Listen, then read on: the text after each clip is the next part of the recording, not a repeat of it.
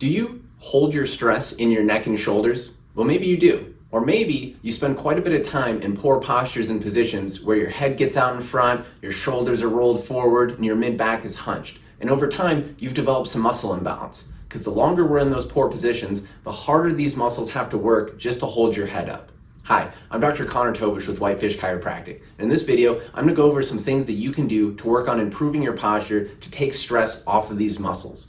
But first and foremost, I think the most important thing when trying to make these changes is postural awareness. And I know for most people, posture is eye-rollingly lame to talk about, but it is so important. So please try to work on catching yourself in these poor positions, and when you're in them, get out of them. Go for a walk, get some movement, work on mixing in some of these stretches and exercises that we're about to go over. The first exercise we're going to look at is going to be a chin retraction. If we're spending a lot of time with our head out in front, these joints in our cervical spine and upper thoracic spine get stiff and restricted from moving the opposite way. So that's what we're going to do with this exercise. We're just going to start mobilizing the joints into a better position. So sit tall, your head just moves like a drawer. So no tipping up, no tipping down, it's just going to stay level. From here, retract straight back, then you can give your chin a little push.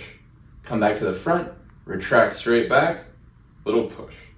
I'd shoot for a set of 10 of those every 2 to 3 hours. The next thing we're going to work on is just stretching out those angry muscles. So we've got the upper trap and a muscle called your levator scapulae. For each of these, we're going to have you take one hand, hold onto your chair, and we'll use the other to pull your head to the side to get a nice stretch. If we're going after the upper trap, you can just tip your head to the side, use your other hand to give yourself a gentle pull until you feel a nice stretch here on the side. And hold that for 8 to 10 seconds. If we're going after the levator scapulae, same setup, just turn your head to the side, tuck your chin down, then give yourself that gentle pull again until you feel a nice stretch.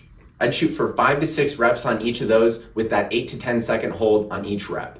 The last exercise we're going to look at is called a Brooder. So now that we've got some tension out of these upper traps, we're going to use this exercise to stimulate activity in the lower and middle traps. So all you need is a little resistance band, then get yourself into a good position. So shoulders back, chest up, and the head just hovering above the shoulders. From here, we're going to squeeze those muscles between your shoulder blade and your spine to rotate your hands out.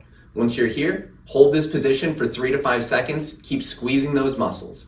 Come back to the beginning, same thing. Squeeze those muscles, hold this position for 3 to 5 seconds.